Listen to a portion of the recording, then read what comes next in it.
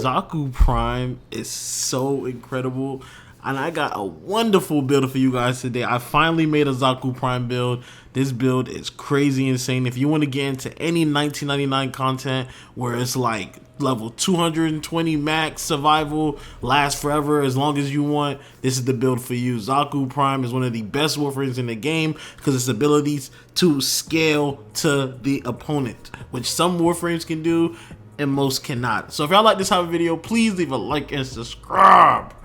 It's your boy IQ Water. I'm back. I got more video dropping for y'all. Let's get ready for this wonderful Zaku Prime video. For more range, and we're gonna lose a little bit of strength, but we're still gonna have a good amount of strength too, thanks to our shards, right? So you want to max this out with more range and strength, you know, a little bit more range than strength, because we're gonna be using untimed rift. Now this is gonna be doubling the effect of our void status, which is gonna be used with whisper, right? And then the scaling for Zaku that makes Zaku so good is her grasp ability, which allows to steal weapons, and those weapons are scaled to the person that stole, right? So if you steal weapons from enemies from cap level, those weapons become cap level, right? So like theoretically you can honestly just debuff the enemies with a primer, then your second ability is going to do everything for you. So that's what makes like Zaku really good, and only issue is survivability, which we're going to make up for that.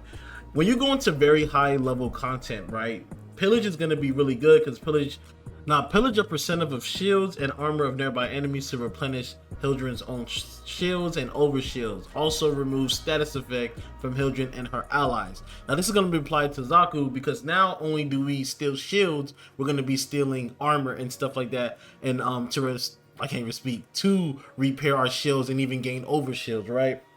Now again, this is gonna, when you go to 1999 to Nutricell, you're gonna see a lot of enemies with overguard, especially 1999 content. 220 and up is gonna be a lot of overguard, a lot of tankier enemies, which makes pillage so much better, because now you're gonna be able to steal and gain more shield and sometimes over shield, depending on your secondary arcane, which is going to give you some of that over shield also, which is really good, which we're going to get back to too. But this is the build we're going to be using. Very simple, very good. Prime share footed mine is not max, so I do get knocked down a little bit, but 100% like chance to resist knockdown is so good, especially with enemies when you can get one tap. You do not want to be tripped. You tripped, it takes the cooldown for you to get up is so long without any mods. It's like, bro, you get one tap so quick, you lose your shield, you're dead. Even with shields, you're dead. Toxin hits you, you're dead, you know, especially when you're going against those like 1999 220s 230s, like Nutricells, damn near 300 level content. You get what I'm saying? Arcane Energized. This build takes a lot of energy. We have low efficiency, right? So this is going to be good, because it's going to replenish 150 of energy to us, which is good too, because it allows me to use our abilities. I'm going to explain the abilities for you guys too, so how you're going to be like playing it out. But arcane precision is for our secondary, because what I'm going to be using for our secondary is going to be really like fun, and it's going to take out a lot of enemies, because we're basically going to be going into that 1999 content. You can also go to Zerman, I believe, where you go over there and get your incarnates, which also enemies have overguard over there too, right? Now that is for our build. Now shards, we're going to be using 4 crimson shards, and we're going to be using 1 amber. That is really good too. You guys can see 2 of those are upgraded to 15% instead of 10, but if you have 2 10s, that's fine. You're just gonna lose out, and your strength will probably be 205%, you know, instead of 215. So keep that in mind if you lose out on your upgraded crimson shards, right? Now for weapons, let's go to our secondary first, because this is going to be really important too. Now there's some weapons you can use that you want to use a weapon that's base damage just really good, right? So like Dutoxis, Acarus, maybe the Tomos Incarnate, Furris. You can also go, and then I'm using that Acarus Prime, right? Now secondary 4 to 5 is so good with pillage, because you gain 1 overguard per enemy for every 100 damage dealt to an enemy's overguard. Deals 8 times extra damage to overguard. This is so good. It's very rare to get. I have to use plat to get this actually, so just keep that in mind. If you don't have this, then go with the regular You will lose out of a lot of overguard, so keep that in mind, right? You will lose out of a lot of overguard if you are not using secondary fortify. This is really good for high tier levels.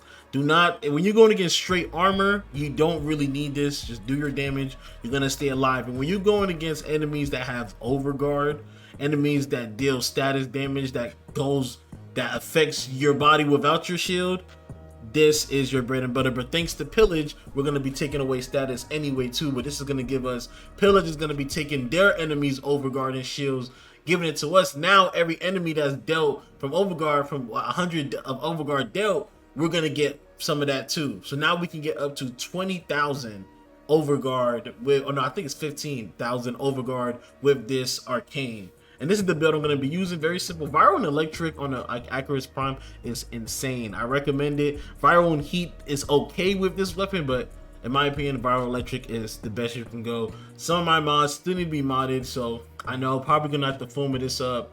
Well, I have 4 FOMA. Probably going to have to foam this up maybe like once or twice. So maybe like 5 or 6 FOMA if we're being realistic for this weapon, right? And that's the most important thing. Everything else is up to your preference.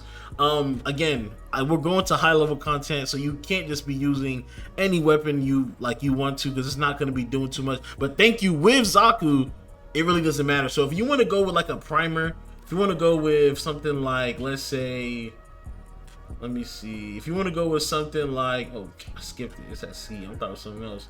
If you want to go with something like the Ceto Prime, where is it, like this primer, or the epitaph, stuff like that, or Problastic Cernos, I think I said it right. But if you want to go with primers, that's also good. You're gonna go with the same amount of damage. Your second ability is gonna do the same amount of damage. Your Untimed Rift is gonna do a lot of status too, which is insane. Again, Archititron, for me, this is my favorite weapon in the game, but there's so many weapons. You want to use a strong weapon. This is cleanup, right? If you're in a tight, you know, your weapons are not your, for example, and I'm using the Tor too because of its low ammo. Let me show you this weapon. I don't know if I showed it to you. I am using a Riven. If you're not using a Riven, just go ahead and use, where is it? This. So you do lose out some damage, but at least you keep some of that damage from, because I got 240%. Everything else you won't be able to get. Or you can honestly put this here and then put a Bane mod for Hammer Shot. So you can do something like that, right? But yeah, I am using this. I got plus 119 on Toxin, 200 plus damage, and I'm going to be using Primary Blight for Arcane for just that extra Toxin status effect. The Torch is still broken as ever. Best top 3 weapons in the game, in my opinion. You don't even have to use a weak point to get this incarnate. That's why I'm using it. It doesn't take time to get this incarnate. All that. And another good weapon I recommend using is the Fenmore. The Fenmore is insane with Zaku Prime. It is really good, like really good. And these are the incarnate evolutions I will be using right here. You feel me? Like, this is insane with Zaku's Whisper. It's really good. Like, you melt enemies with this weapon, but it takes too long. It doesn't take too long to get the incarnate, but to activate the incarnate, it takes like a good like 2 seconds, and that's enough time to get you one-shotted, honest truth. But if you know how to play Warframe, you know how to be survive. I mean, you don't have to survive. Me, I get tunnel vision sometimes, so I even forget. I just like be dealing damage, and I forget what I'm doing because I got that tunnel vision.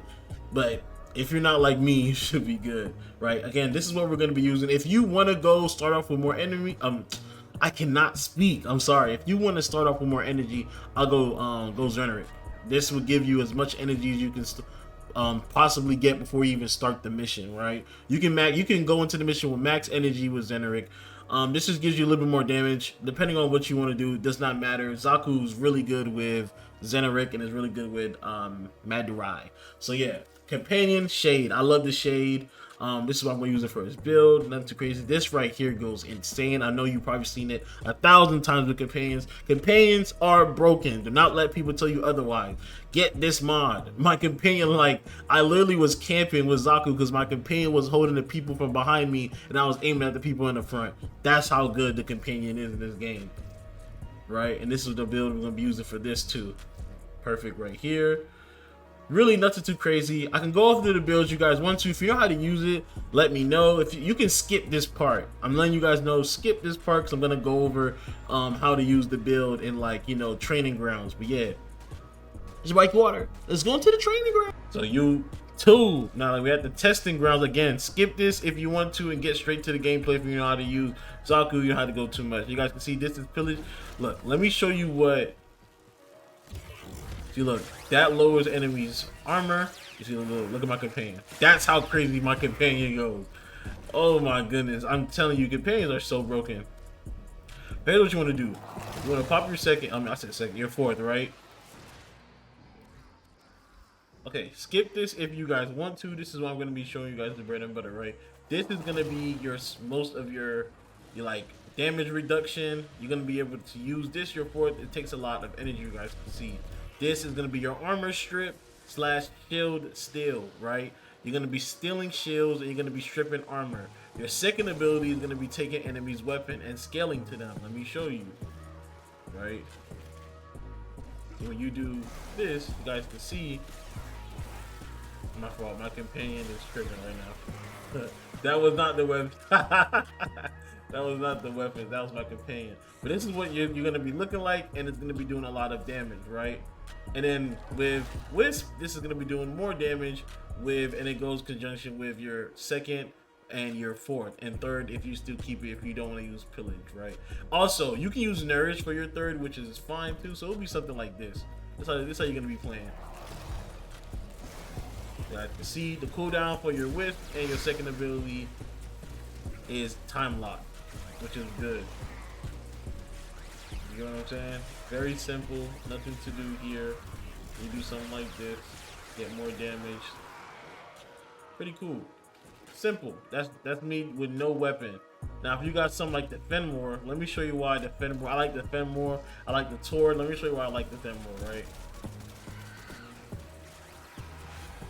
Let me go ahead. Stop myself from using these abilities. Let me show you why I like the Fenmore with Zaku. That's all I need. Look at that. Like, it shreds with Whisper. I'm trying to tell you. Like, it shreds with Whisper. Like, absolutely shreds. Just in case, let me show you guys one more time about my companion. Just to show y'all how good this weapon really is. It just, like I said, headshots are very annoying when you go against like infected. Sometimes even the murmurs can be annoying with it. Power Wisp, and it just shreds. Like insane. Tord does the same thing too. Let me show you what the Tord does. Again, you can skip this. Please do not be afraid to skip this. Go straight into the DPS. Make sure this is what my build, this is what y'all build will look like. Let me show y'all too. So y'all can see it's still pretty strong. Obviously not as strong as mine, but you get the drift. Don't mind the color. Just trying to be quick.